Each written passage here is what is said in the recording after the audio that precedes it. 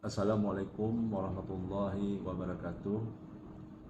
Saya Haji Mirwan MS selaku Bupati Aceh Selatan dengan segala kerendahan hati menyampaikan permohonan maaf yang sebesar-besarnya atas ketidaknyamanan, keresahan, dan kekecewaan banyak pihak, terutama kepada Bapak Presiden Republik Indonesia Haji Prabowo Subianto dan Bapak Menteri Dalam Negeri Haji Tito Karnavian dan juga pada Bapak Gubernur Aceh Haji Muzakir Manaf serta seluruh lapisan masyarakat Indonesia, masyarakat Aceh dan masyarakat Kabupaten Aceh Selatan pada khususnya.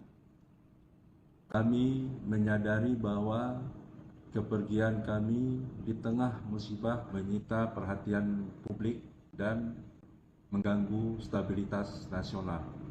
Kami berjanji akan terus bekerja bertanggung jawab terhadap Kabupaten Aceh Selatan pasca banjir, tetap bekerja keras untuk memulihkan kepercayaan publik dan yang paling penting memastikan bahwa kejadian serupa tidak terulang di masa yang akan datang.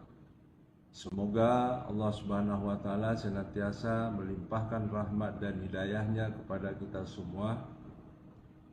Demikian, Assalamualaikum warahmatullahi wabarakatuh.